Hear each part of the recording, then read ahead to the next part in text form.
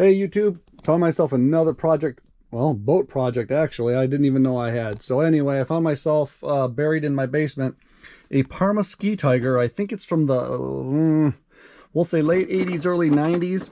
The hull and deck is somehow came unglued perfectly, which I'm gonna, back in the day, I must have not had really good epoxy. So it's got a little rough edge I gotta work on. That's the inside. My old factory pinstriping I did back in the day. It's a 24-inch V-bottom. I'm going to clean the back up again like everything else, get rid of all these little parts, stupid exhaust, fill the holes in. And I found out that the transom is now cracked. It's thin plastic like it always was. So I got to fix that. And what I plan to do is make this a project boat for an outboard. It used to have an electric inboard running a flex shaft out through that hole right there. Called it Ragged Edge because it ran pretty good back in the day. I had a monster Trinity, I think, made a monster marine electric, but it was brushed. This goes way back. This boat goes way back.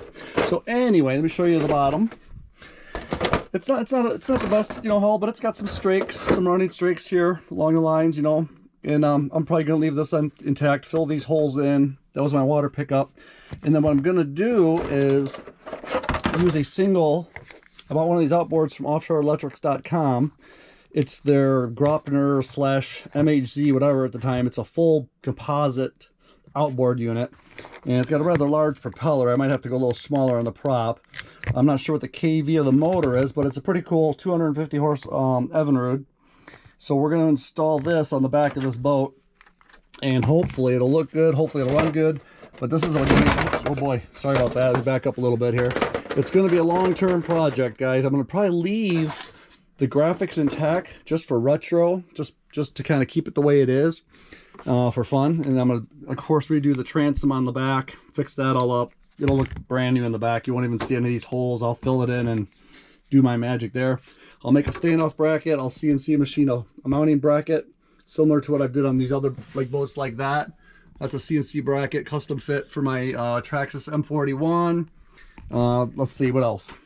So now let me back up the camera a little bit. So basically I'm gonna try to go around a single outboard. I think it'll look pretty good on there. Get a different perspective so it doesn't look too large, but from the view it looked pretty big.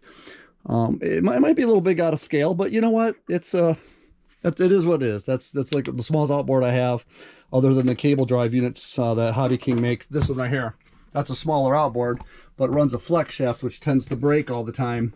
So now I'm gonna run, for size comparison, there's not a big difference there. Not really a big difference. So, and they're about the same length. I think this is 24 inch and this boat is about 24 inches as well. They're both about the same length. So anyhow, that's my next boat project, guys. It's the Parma Ski Tiger from the, I'm gonna say early 90s. That's the best I can come up with. And again, this back in the day when, must have been 80s, because this is all hot pink and funky graphics I did on this thing. I'll hand cut that out of vinyl, and it's all stickers. I just hand cut all these stickers. I laid the pinstripe down. Try to get a close view of that.